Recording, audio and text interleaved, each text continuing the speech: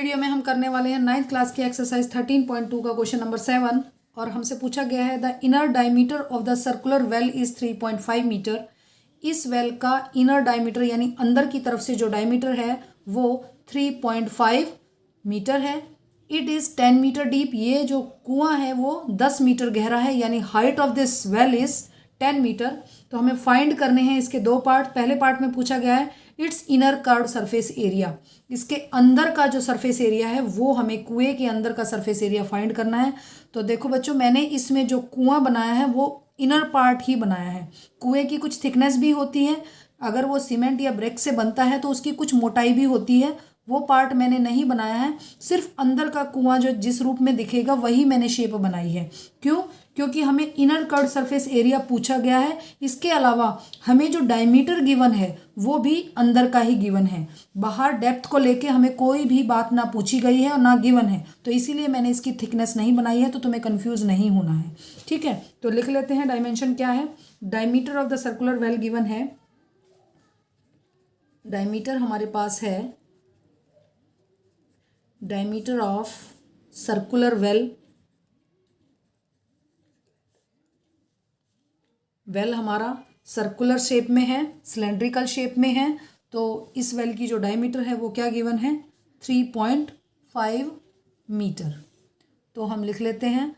अब इसका हम रेडियस फाइंड कर लेते हैं। रेडियस क्या हो जाएगा? रेडियस हो जाएगा 3.5 का हाफ, 3.5/2 मीटर। यहाँ हमें मीटर में ही कॉस्ट निकालनी है, तो हम इस वैल्यू को मीटर में ही रहने देंगे। अब हमें हाइट कितनी गिवन है? हाइट इसकी गिवन है यानी डेप्थ इस कुएं की, height of this circular well given है हमारे पास 10 मीटर। अब हम इसका इनर कर्व्ड सरफेस एरिया निकाल लेते हैं। इनर कर्व्ड सरफेस एरिया यानी curved surface area of cylinder वही होगा, क्योंकि हमारा जो वेल है वो किस शेप में है? सिलेंड्रिकल शेप में है ना, तो कर्व्ड सरफेस एरिया सिलेंडर जो होगा वही इसका inner curved surface area of well होगा। तो निकाल लेते हैं। पहला जो पार्ट है क्या पूछा है? Inner curved surface area, surface area of well. तो ध्यान रखना है जो शेप हमें गिवन है, जो भी वेल है या पिछली एक्सरसाइज में रूम या कुछ तुम्हारे पास पॉन्ड वगैरह के क्वेश्चन थे, तो हमें बिल्कुल यही पहचानना है जब हम एरिया फाइंड कर रहे हैं तो वो शेप जो है वो कौन सी है, सिलेंड्रिकल शेप बनेगी या फिर क्यूबॉइड शेप बनेगी या क्यूब बनेगी। तो इस चीज़ को ध्यान देना बहुत ज़रूरी है, क्योंकि वेल किस शेप का हो गया? सिलेंडर का हो गया, इसलिए इसका कर्व्ड सरफेस एरिया भी क्या होगा? सिलेंडर का कर्व्ड सरफेस एरिया का फॉर्मूला ही यूज़ होगा। तो क्या होता है 2πr/h। वैल्यू पुट कर देते हैं।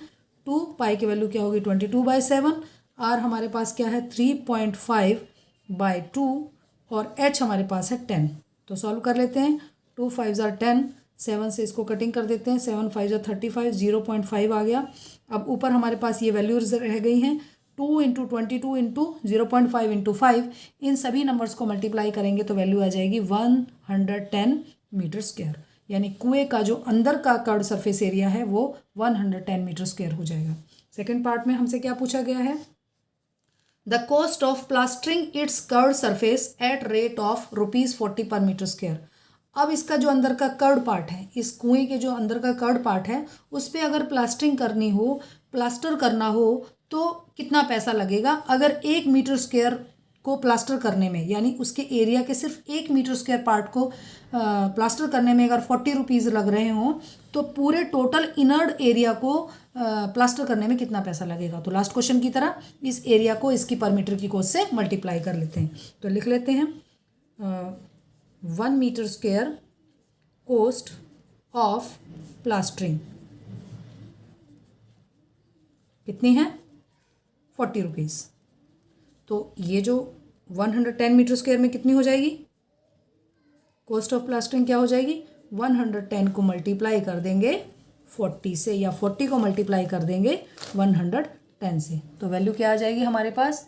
वैल्यू आएगी हमारे पास 11 4s are 44, 00 रुपीज़, यानी 4400 रुपीज़ लगेंगे हमें इसके इनर पार्ट में, कुएं के इनर पार्ट में प्लास्टर कराने के लिए। तो ये इस क्वेश्चन का सॉल्यूशन था। आई थिंक आप सबको समझ में आ गया होगा।